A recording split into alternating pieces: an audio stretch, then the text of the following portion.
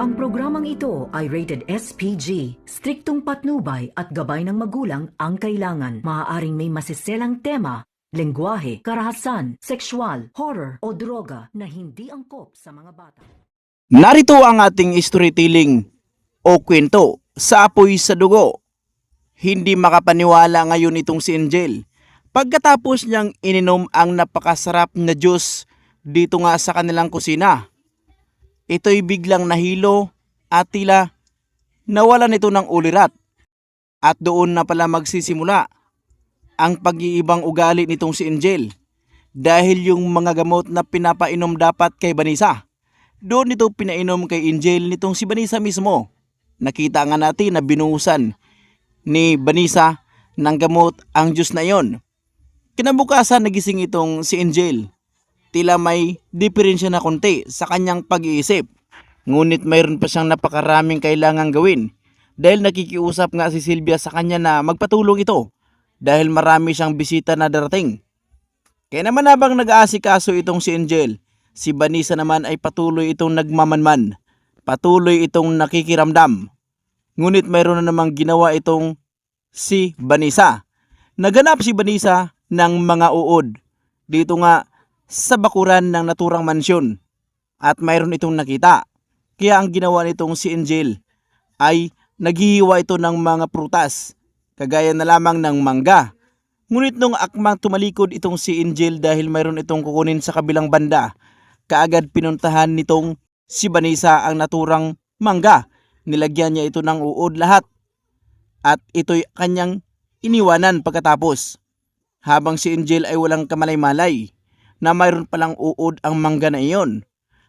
Habang parating na naparating ang mga bisita nitong si Sylvia, parami na ng parami. Si Angel ay nagmamasid na naman.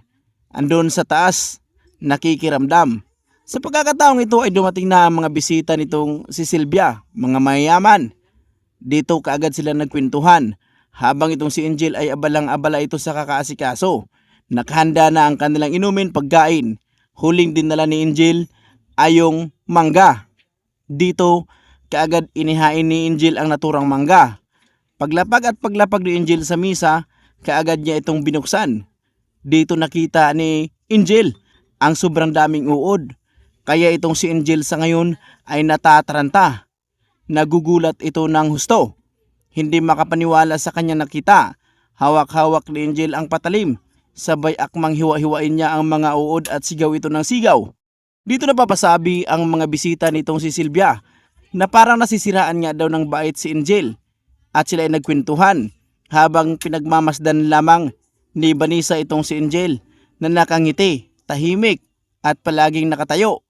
Itong si Sylvia ay napapahiya na ng gusto. Kaya kaagad pinuntahan ni Sylvia itong si Angel. Sabay sigaw na Angel, anong nangyayari sa'yo? Tumigil ka na, nakakahiya sa mga bisita ko. Si Angel ay hindi pa rin ito nagpapigil, hindi huminto. Kaya si Sylvia ay nanggigigil sa sobrang galit dahil natatakot na nga ang mga bisita nitong si Sylvia, lalo na't nalaman nila na mayroong nakatira dito na may saltik o diferensya, kagaya na lamang ni Vanessa.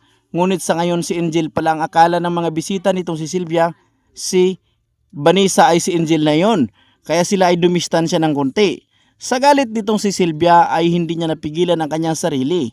Nadakutin ang tubig na nakalagay sa mesa at sinigawan niya pa ito ng isang bisis na Angel, tumigil ka.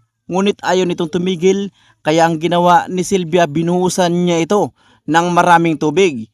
Kaya itong si Angel ay biglang nahimasmasan. Ngunit hindi pa nga matatapos ang galit ni Sylvia dyan dahil ang mga bisita nitong si Sylvia ay nagsipag-alisan. Napapahiya ng tudo. Kaya nood sa buto at lagpas sa langit ang galit ni Sylvia dito kay Angel. Nararapat ba ito kay Angel na palayasin sa naturang